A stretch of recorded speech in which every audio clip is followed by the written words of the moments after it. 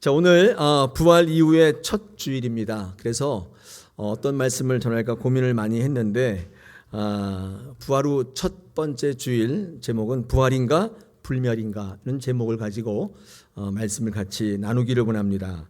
자, 우리 지난 주일에 부활 주일이 지났습니다. 부활 주일 예수 다시 사셨네 하면서 외치고 했습니다. 근데 이 부활절의 감격은 점점 시간이 지날수록 잦아들게 되고 우리의 삶 속에 그 부활의 능력은 사라지게 됩니다. 저는 부활의 의미가 부활절 하루 또는 그 한 주간만의 의미로 문자로 남아있지 않기를 원하는 것입니다. 저는 목회할 때 문자적 신앙을 그만두었으면 좋겠습니다. 여러분 신앙할 때 문자적으로 아는 거 있죠. 예수 다시 사셨네. 무슨 의미가 있어요? 그런 신앙보다도 그 예수님의 부활이 여러분의 삶에 실제로 영향력을 미치는 실제적인 신앙이 되기를 원합니다. 제가 그게 제 목회의 목표예요. 그래서 설득하고 싶고 그 다음에 붙들고 애원하고 싶은 것입니다. 문자적으로만 전하는 것은 선포만 하면 되는데 많은 분들이 예수님 다시 사시는 걸 알고는 있는데 그게 여러분의 삶과 무슨 연관이 있냐는 거예요. 부활이 지나가고 또 한 주가 지나가니 그 부활의 의미가 점점 우리의 삶 속에 퇴색해 가고 다시금 우리의 삶의 자리로 돌아가서 내 마음대로 내 뜻대로 내 계획대로 살아가는 우리의 모습을 바라볼 때 도대체 이 부활이 여러분과 어떤 상관관계가 있냐는 것입니다. 저는 그래서 이번 4월 한 달 동안에 어떻게 하면 부활의 감격과 능력을 잊지 않고 우리 삶 속에 누리며 살아갈 수 있을까? 부활 이후에 성도의 삶과 신앙, 능력 있는 성도의 삶과 신앙을 함께 고민하면서 말씀을 좀 나누는 시간 갖고자 합니다. 여러분의 삶 속에 실제 능력이 되시기를 축복합니다. 할렐루야. 그래서 이제 문자적 신앙에서 벗어나서 알고 있지 예수님의 부활. 그 신앙에서 벗어나서 실제 부활의 능력으로 살아가시는 저와 여러분 되기를 축복합니다. 우리 전통의 이 개혁교회에서는요, 이 부활의 반대적 개념을 죽음으로 보지 않고 불멸로 보고 있습니다. 이게 무슨 말이냐면요, 이 부활이 죽음에서 살아나는 것이기 때문에 이 부활과 죽음이 반대라고 생각하시는 분이 많이 있는데 사실상 이 부활과 죽음은 다른 듯 닮아 있는 부분이 굉장히 많이 있습니다. 우리 전통적 개혁교회에서는 그래서 부활의 반대적 개념을 죽음이라고 보지 않고 불멸이라고 보는데 제가 이 개념을 조금 설명해 드리고자 합니다. 여러분 부활은 이 죽음의 두려움과 공포 속에서 벗어나서 자유를 누리는 것입니다. 이 부활은요 다시 살아나신 거잖아요. 그래서 이 죽음의 공포, 두려움, 이 죽음이 우리의 삶 속에서 가장 큰 공포잖아요. 여기서부터 벗어나서 주님의 능력을 누리는 것입니다. 이게 부활인데 만약에 이 부활의 능력을 우리의 삶 속에서 누릴 수 있다면 많은 분들이 부활은 죽어서 다시 살아나는 거라고 생각하는데 그게 아니라 우리의 삶 속에서 부활을 누릴 수 있다면 우리는 죽음의 두려움과 공포에서 할 수 없었던 것들을 우리 삶 속에서 담대히 행하는 그런 삶을 살게 될 겁니다. 우리 살아갈 때 죽기가 두려워서 못하는 거 굉장히 많잖아요. 죽음이 두려워서 못했던 것들이 굉장히 많이 있습니다. 부활은 죽음으로부터 단절 같아 보이지만은 새로운 삶을 살아가게 하는 할 수 없었던 것을 하게 하는 새로운 삶의 시작인 것입니다. 그렇지 않습니까? 부활이 죽음과 반대가 아니라 부활이 죽음으로 인해서 일어나게 되면 만약에 그 부활이 우리의 삶에서 일어나게 된다면 부활 이전의 삶과는 전혀 다른 삶을 살아가게 된다는 거예요. 왜냐하면 죽음이 더 이상 두렵지 않기 때문이에요. 여러분 죽음이라는 것은 세상의 육신의 삶이 끝나고 하나님과 함께 새로운 영적인 삶이 시작되는 기점이죠. 죽음도 새로운 삶이 시작되는 그 기점의 사건이죠. 삶과 죽음은 달라도 너무 다릅니다. 삶과 죽음은 완전히 다른 거예요. 그래서 그런 거 있잖아요. 우리 죽었다는 표현을 요단강을 건넜다 그렇게 표현하는데 요단강을 건넜다는 표현 자체도 요단강을 건너기 전과 건넌 이후의 삶이 너무 다르기 때문에 그래서 우리가 교회에서 돌아가셨을 때 요단강 건너가서 만나리 뭐 이런 찬양하잖아요. 요단강은 하나님의 나라와 이 땅의 경계죠. 요단강을 건너면 약속의 땅으로 가는 거죠. 너무 다르다는 것입니다. 죽음은 삶과 죽음의 경계인데 이게 너무 다른 거예요. 삶과 죽음이 단절된 게 아니라 그래서 어떤 의미에서는요 연결된 거죠. 진정한 성도의 삶은 그래서 삶과 죽음이 연결되는 게 아니라 단결되는 게 아니라 그래서 이 땅에서 육신의 삶만 사는 게 아니라 죽어서도 하나님과 동행하는 삶을 살아가기 때문에 이 땅에서도 하나님과 동행하고 죽어서도 하나님과 동행하는 삶을 살기 때문에 사실 죽음이라는 것은 연결되죠. 사실상 삶과 죽음의 경계가 없는 삶을 사는 게 진정한 성도의 삶입니다. 이 땅에서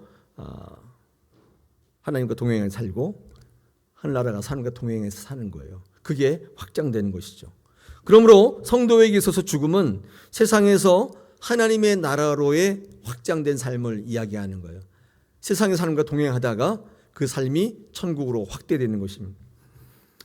세상에서 천국의 삶을 누리다가 죽음으로 말미암아 하나님의 나라로 확대되는 삶이죠. 죽어서만의 구원이 아니라 이 땅에서 이미 구원의 삶을 누리다가 죽음으로 인하여 영생의 삶으로 확대되는 삶, 이게 성도의 죽음입니다. 그러니까 새로운 시작이에요. 부활과 죽음은 이렇게 닮아 있습니다. 여러분, 그러나 불멸은 달라요. 불멸이라는 건 뭐냐면 이런 겁니다. 불멸은 죽지 않는 거예요. 죽지 않는 게 불멸이에요. 죽지 않으려고 하는 거예요. 왜냐하면 내가 가지고 있는 것들, 내가 누리고 있는 것들을 내려놓을 수가 없기 때문이에요. 그럼 죽으면 안 되잖아요. 그럼 끝이잖아요. 그러니까 불멸은 뭐냐면 새로운 시작을 받아들이는 게 아니라 기존에 내가 가지고 있는 것들을 계속 가져가는 거예요. 끝까지 그걸 누리기를 원하는 것이면 이 땅의 기득권을 계속 이어가고 싶은 거예요. 그래서 변화를 거부해요. 새로운 거 이런 거 필요 없고 그냥 내가 가지고 있는 것들을 가지고 가기를 원해요. 이게 불멸이에요.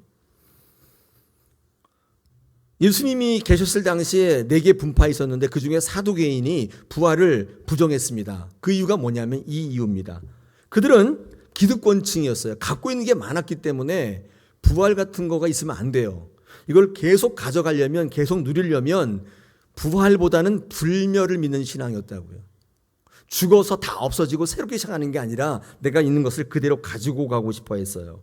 그래서 그들은 죽음을 통하여 나의 모든 것을 내려놓아야 하는 부활 신앙을 믿기보다는 내 것을 계속 가져갈 수 있는 불멸을 믿고 싶어 했어요.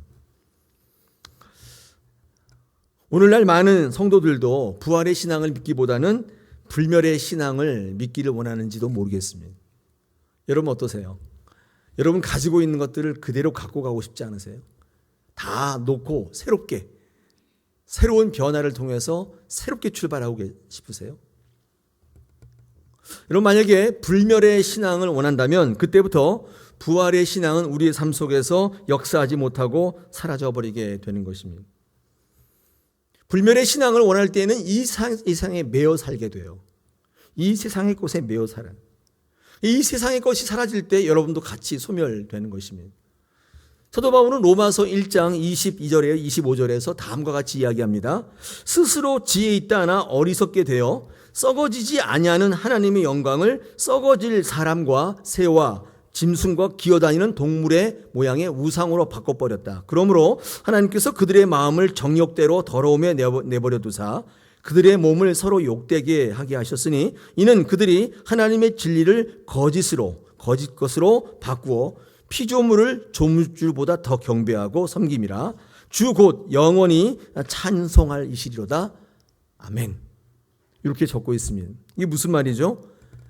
부활신앙을 믿지 않고 불멸을 원하는 사람들이 이 땅에 하나님의 영광을 썩어질 것과 다 바꿔버렸다는 거예요. 이게 무슨 말이냐면 이 세상에 매여 사는 거예요. 썩어질 것을 다 바꿔버리는 거예요. 하나님의 영광을 알아보지 못하는 것입니다.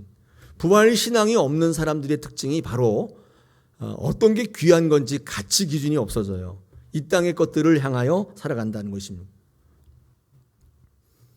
자, 그런데 오늘 본문에는요, 이런 사두개인들, 부활을 모르는 사람들과 다르게 이 부활의 능력을 누리면서 살아가는 한 인물, 부활의 사람, 사도 바울을 삶을 소개하고 있습니다. 자, 그는요, 부활절 하루 또는 부활의 한 주간, 이렇게 부활의 감격으로 문자로 살아가는 사람이 아니라 그것을 뛰어넘어 부활의 능력을 실제 삶 속에서 드러내는 삶을 살아갔던 사람입니다. 예수 다시 사셨네 이렇게 외치는 사람이 아니에요. 그 부활의 능력이 삶에서 그대로 드러나는 삶입니다. 오늘 이 설교를 준비하면서 저는 여러분이 예수님이 부활하셨다는 사실을 아는 문자적 신학에서 실제 그 부활을 누리는 삶으로 살아가시기를 원합니다. 그런 귀한 기점이 되는 주일이 되시기를 원합니다. 자, 그러면 사도 바울이 어떤 부활의 능력을 행사하며 어떤 삶을 살았는가, 두 가지로 한번 오늘 본문에서 말씀을 좀 나누기를 원합니다. 먼저는요, 이 죽음을 두려워하지 않는 삶을 살았다고 이야기합니다. 오늘 성경 말씀 20절에 보니까 뭐라고 되어 있느냐면요, 살든지 죽든지 그렇게 얘기합니다. 여러분, 이 사도 바울은요, 부활에 대해서 강력한 메시지를 전하고 본인이 부활을 경험한 사람이라고 이야기하고 있는데, 이 부활을 실제 능력으로 누리는 삶의 모습 속에 이 사도 바울의 모습이 나타나는데, 어떤 삶이냐면 살든지 죽든지 이렇게 얘기합니다. 이게 무슨 말이죠? 사도 바울의 삶의 관점은 사느냐 죽느냐가 아니었다는 것입니다. 부활을 체험하고 경험한 실제 능력을 갖고 있는 사람들은 죽음을 두려워하는 삶을 살지 않는다는 뜻이에요. 살든지 죽든지 관계없다는 거예요. 사도 바울은 어떤 관점으로 살아가냐면 이렇게 말합니다. 내 몸에, 그러니까 내 삶에, 우리 20절 하반절인데, 그리스도가 존귀하느냐, 존귀한 분이냐 아니냐, 이 관점으로 살아가게 된다는 것입니다. 부활을 체험하고 부활의 실제 능력을 누리는 삶의 첫 번째 특징은 죽음을 두려워하지 않는데, 이 죽음을 두려워하지 않는 삶엔 어떻게 나타나냐면 그리스도를 존귀하게 여기는 삶으로 드러나게 된다는 것입니다. 여러분, 내 안에 그리스도가 존귀하게 된다, 이 말이 무슨 말일까요? 간단합니다. 내 안에 그리스도가 가장 가치롭다 그 뜻입니다. 부활을 경험하고 실제 능력을 누리는 사람의 삶은요, 이 안에, 내 안에 가치가 오로지 예수 그리스도로 차여 있는 것입니다. 그게 관점이에요. 여러분 안에 뭐가 가장 존귀합니까? 한번 생각해 보십시오. 설마 예수 그리스도? 맞습니까? 만약에 돈이라면 그분은 돈을 버는데 모든 시간을 할애할 겁니다. 가치대로 움직이는 거잖아요. 사도 바울은 부활의 능력을 실제로 누리다 보니까 그 안에 많은 것들이 있었지만은 예수 그리스도가 가장 큰 가치로 살아가게 되었다 그 뜻입니다. 그래서 그는요, 어떤 것을 하든지 부끄럽지 않았대요. 오늘 20절에 보니까 아무 일이든지 부끄러워하지 않았어요. 뭘 예수님을 전하는데 부끄럽지 않았습니다. 그 이유가 뭐냐면 예수님이 가장 큰 가치였기 때문이죠. 또한 담대해졌어요. 예전에는 죽기가 두려워서 아무것도 못했는데 죽음을 두려워하지 않는 실제 부활의 능력을 누리다 보니까 담대해지더라는 거예요. 그래서 주님을 존귀하게 여기는 삶으로 살아가게 되었다. 이게 부활의 실제 능력을 누리는 삶의 모습이라는 것입니다. 여러분 안에 가치가 무엇인지를 한번 오늘 이 시간에 한번 확인해 보시는 시간 되면 좋겠습니다. 네, 건강의 가치인 사람은요, 하루 종일 운동만 하죠. 제 친구 가운데 그런 친구가 있는데 하루에 10시간 운동해요. 뭐 오전에는 헬스클럽에서 하고 또 오후에는 배드민턴 치러 가고 또 저녁 때는 뭐 자전거 타고 이렇게 해서 하루 종일 운동을 하더라고요. 왜냐하면 그 안에 가치가 건강이에요. 오래 사는 거. 매일 그거 해요. 근데 사도 바울 같이 예수 그리스도가 존귀 여김을 받는 예수님이 가치가 있으면 어떤 삶으로 드러나냐면 그는 물불을 가리지 않고 목숨을 걸고 예수님을 평생 전도하며 선교하는 삶을 사는 것이죠. 이 사도 바울이 그런 삶을 살았던 가장 큰 이유는 첫 번째는 부활의 능력을 실제로 누렸기 때문이고 죽음을 두려워하지 않았기 때문에, 그리고 그것이 예수 그리스도의 가치가 가장 존귀하게 그의 삶에 드러났기 때문이에요. 그 가치로 여겼기 때문이에요. 그래서 예수님을 전하는 일에 조금도 부끄러워하지 않고 담대할 수 있었던 것입니다. 할렐루야. 여러분, 이게 사도 바울이 부활을 누리는 대표적인 사람인데 이 사람의 나타나는 삶의 특징입니다. 부활의 능력이 뭐냐? 그러면 저는 이렇게 설명할 수밖에 없어요. 성경에서 사도 바울처럼 부활의 능력을 실제로 누리는 사람이 없거든요. 근데 그 사람이, 그 사도 바울이 이런 삶을 살았다는 것입니다. 예수 다시 사셨네 이렇게 한번 외치고 자기의 삶을 산 게 아니에요. 자기의 뜻대로 계획대로 산 게 아니에요. 그럼 문자적 신앙으로 그친 게 아니라 실제 삶을 살았는데 그의 삶 속에 선교와 전도와 예수 그리스도가 가장 가치 있는 인생으로 여기는 놀라운 삶을 살았던 것입니다. 죽음을 두려워하지 않았어요. 살든지 죽든지. 그의 관심은 사느냐 죽느냐가 아니었어요. 자, 여기서 이 죽음을 두려워하지 않는다는 사도 바울의 이 선언이 어떤 것일까요? 우리 성도의 삶 속에서 구체적으로 어떤 의미인 것인가를 한번 생각해 본다면, 목숨을 하찮게 여겼다 그런 뜻이 아닙니다.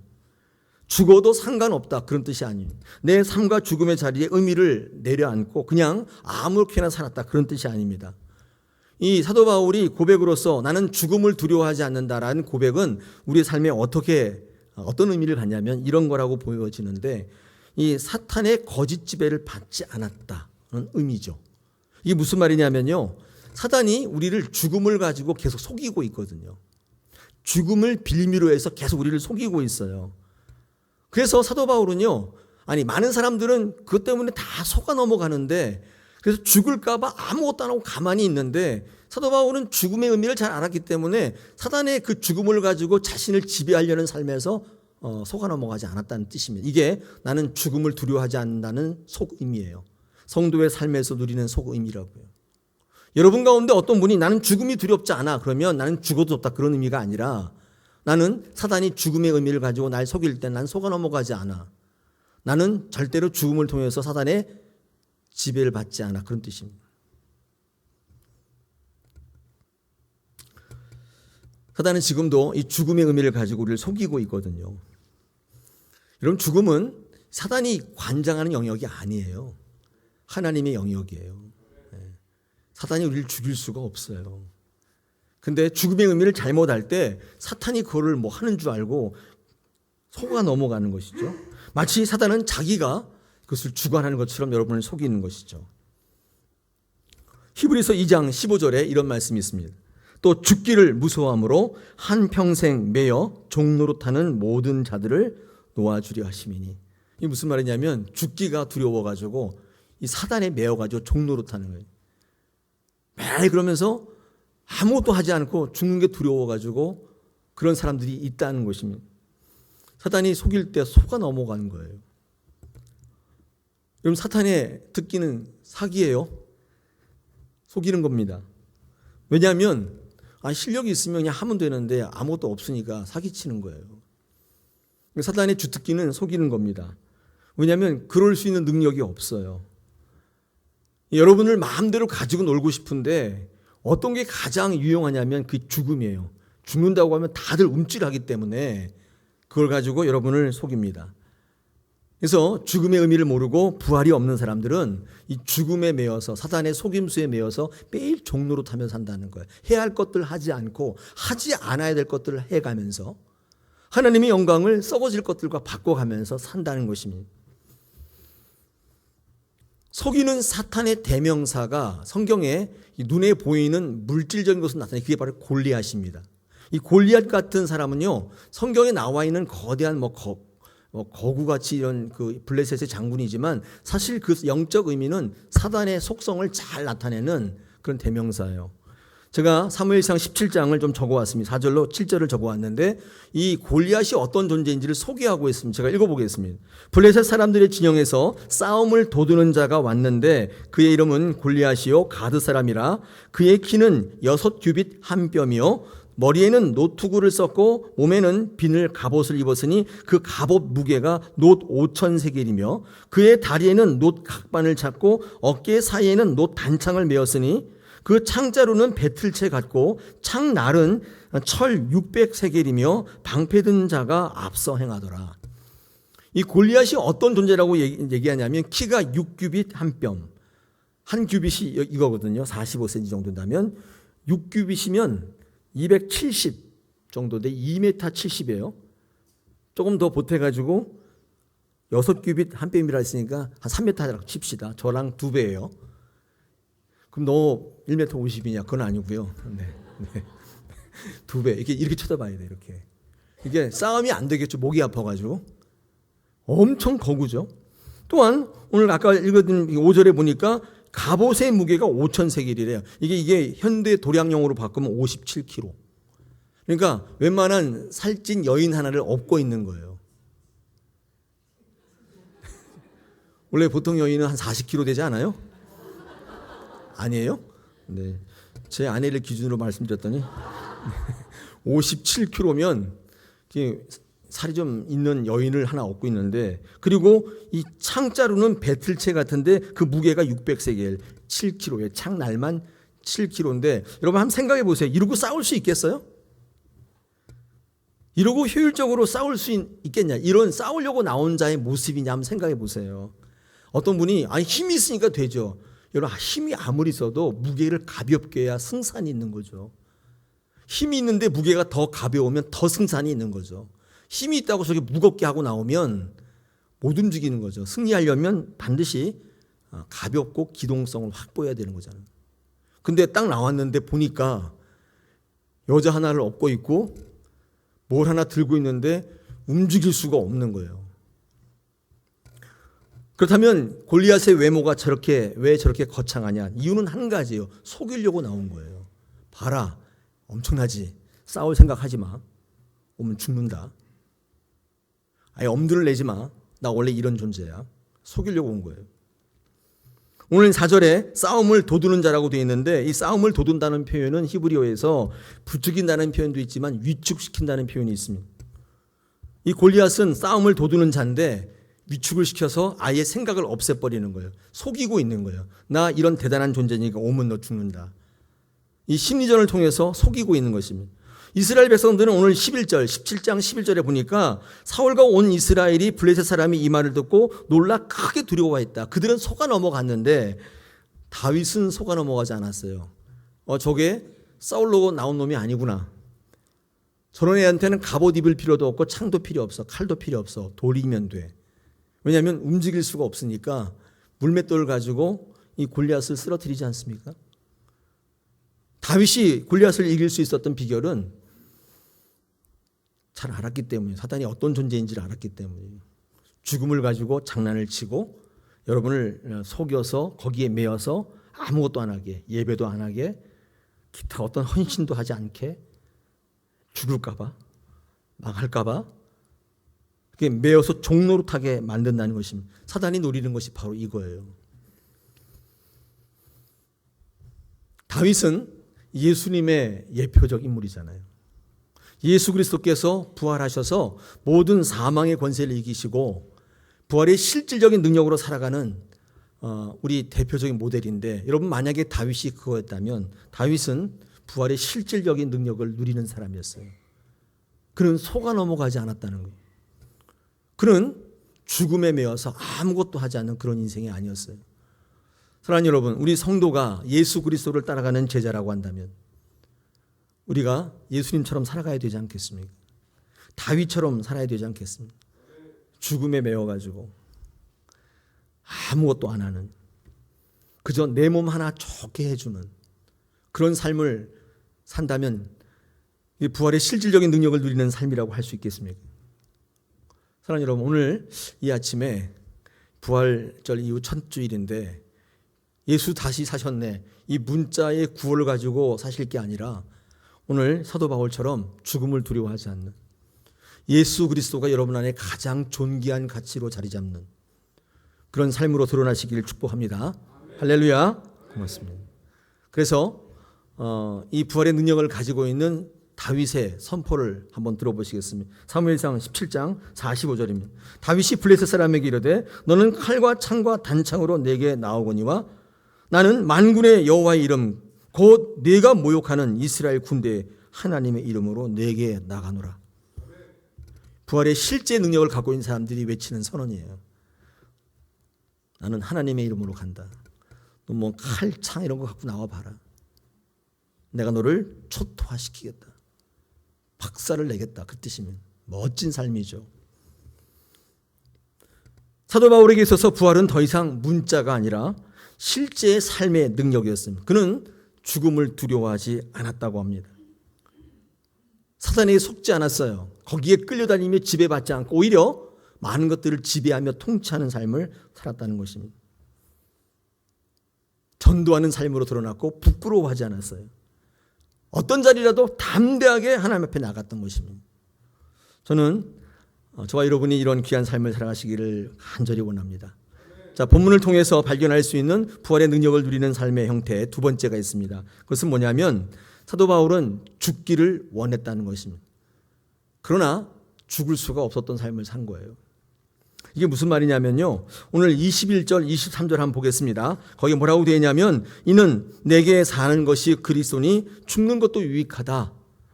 23절에서 내가 그 둘 사이에 끼었으니 차라리 세상을 떠나서 그리스도와 함께 있는 게 훨씬 더 좋은 일이라 그렇게 하고 싶다. 이렇게 말씀하고 있죠. 그런데 그렇게 했습니까? 그렇게 할 수 없다는 것이죠. 그래서 그 이유가 뭐냐면 24절에 나와 있습니다. 내가 육신으로 있는 것이, 그러니까 죽지 않는 것은 너희를 위하여 더 유익하기 때문이다. 여러분, 부활의 실제 능력을 누리는 분은 이 부활의 능력이 뭔지를 알기 때문에 오히려 하나님과 함께 있기를 원한다는 거예요. 근데 그럴 수 없다는 거예요. 왜냐하면 이유가 뭐예요? 교회와 성도 때문인 것입니다. 부활의 실제 능력을 누리는 사람들은 자기를 위해 살지 않고 교회와 성도를 위해서 하나님의 나라의 사명을 가지고 살아가는 삶으로 드러납니다. 이게 실제 능력이에요. 죽고 싶은데 죽을 수가 없다는 거예요. 뭐 때문에? 네, 내게 허락하신 이 믿음의 자리, 이 신앙의 자리, 이 사명 때문에 이걸 이렇게 한번 바꿔보면 어때요? 난 좀 쉬고 싶은데, 나는 이제 그만두고 싶은데 그럴 수가 없다는 거예요. 부활의 참 능력을 알기 때문에 내게 주신 사명을 이루어야 되기 때문에 나는 그럴 수가 없다는 것입니다. 이게 너희에게 더 유익하기 때문이라고 말합니다. 이게 부활의 실제 능력을 누리는 사람의 모습이라는 것입니다. 여러분의 모습은 어떻습니까? 부활의 능력을 누리고 있습니까? 그렇다면 나를 위해 살지 않고 교회와 성도를 위해서 내게 주신 사명을 감당하는 삶으로 나타나게 되어 있다고 말하는 것입니다. 여러분, 사도 바울은요, 가진 게 정말 많았습니다. 아예 사도 바울이 없으니까 그렇죠. 이렇게 생각하시는 분이 혹시나 있을까 봐. 첫째, 사도 바울은 히브리인 중에 히브리인이었고 바리새인이었어요. 율법으로는 바리새인이었다. 빌립보서 3장 5절에 보니까 그는 바리새인이었다고 말합니다. 이런 바리새인이 별로 안 좋은 이미지인데 이 바리새인이라는 의미가 뭐냐면 유대 사회의 대표적 기득권층입니다. 학자층이고 그리고 이 그 유대 민족의 그 사람들을 이렇게 다스릴 수 있는 사내들린이라는 공회 의원들이에요. 바리새인들이거든요. 그러니까 기득권층이에요. 사도 바울은 빈털터리가 아니에요. 모든 걸 갖고 있어요. 특히 우리 빌립보서 3장 20절에 하늘의 시민권을 말하는데 이 시민권을 왜 이야기하냐면 사도 바울이 로마 시민권을 갖고 있었기 때문이에요. 아까 얘기했잖아요. 히브리인 중에 히브리인이라. 히브리인이 어떻게 로마의 시민이 됩니까? 이런 그러려면 어떻게 해야 돼요? 어떻게 해야 돼요? 돈 주고 사야 돼요. 사도 바울은 로마의 시민권을 살 만큼 돈도 많았고 어떤 책에 보니까 사도 바울이 뭐 로마에 살았다는데 좀 희박하지만 로마에 살았다면 외국에 살 만큼 부자예요. 돈을 주고 살 만큼 부자예요. 다시 말해 사도 바울은 돈도 굉장히 많았어요. 그것뿐입니까? 사도행전 22장 3절에 보니까 학문적으로 굉장히 뛰어났는데 자신을 가말리엘 문화생이라고 소개하고 있어요. 이 가말리엘이라고 하는 이 철학자는 당시에 굉장한 사람이었기 때문에 그 밑에서 들어가는 것이 배우는 게 쉽지 않았어요. 그러니까 학문적으로도 굉장히 뛰어난 사람이었어요. 이 정도면 다 갖고 있는 거 아니에요? 기득권층, 재벌, 교수 아니에요? 더 이상 뭘 바래요? 다 갖고 있어요. 여러분, 그런데 사도 바울은 자기를 위해 살지 않았습니다. 그 모든 것들을 배설물같이 버렸다고 합니다. 그 이유가 뭘까요? 부활을 예수 다시 사셨네, 이 문자로 알고 있었던 게 아니에요. 부활의 능력을 실제 누리며 나를 위한 부활이라고 그가 받았을 때 그는 이 모든 것들을 너희들을 위해서 살겠다, 이렇게 결정한 사람입니다. 다시 말해서 사도 바울은 불멸을 믿는 불멸론자가 아니라 부활을 믿는 부활론자였어요. 자기가 가지고 있는 것보다 더 큰 가치를 알고 있었어요. 여러분, 이것은 부활이 주는 능력이에요. 자기를 위해 사는 것보다 너희를 위해 사는 게 더 유익하다고 말할 수 있는 신앙의 성장이 있었던 것입니다. 사랑하는 여러분, 여러분이 가지고 있는 것들을 그대로 갖고 가고 싶으시죠? 돈이 많으신 분들은 돈 갖고 가고 싶으시잖아요. 그럴 수 없습니다. 하나님 안에서 새롭게 태어나는데 하나님 나라에 쌓으면 하늘의 보화를 쌓게 되면 여러분, 그것이 여러분의 것이 되는 거예요. 그게 어쩌면 성도의 삶 속의 실질적인 부활의 능력입니다. 부활의 능력은 사도 바울로 하여금 하나님의 것을 바라보며 전달하는 증인의 삶을 살아가게 만들었습니다. 하나님의 나라의 것을 이 땅에서도 누리며 사는 하나님에 대해서 부요한 자가 되게 했던 것입니다. 오늘 부활 이후 첫 주일, 우리 지난주에 예수 다시 사셨네 외쳤는데 한 주간 어떠세요? 그 감격이 사라지고 이제는 다시 삶의 자리로 돌아가서 내 거, 내 가족, 내 교회, 이렇게 생각하며 살아가는 모습이 여러분의 모습에 관측되지 않습니까? 그래서 개인주의로 돌아가고 가족주의로 돌아가고 교회주의로 돌아갔단 말이에요. 이 부활의 능력을 가지고 다시 회복시키는 놀라운 역사가 여러분 가운데 있기를 원합니다. 다음 주에 만났을 때 더 부활에 가까이 가서 부활의 실제 능력을 누리는 저와 여러분을 만나기를 소망합니다.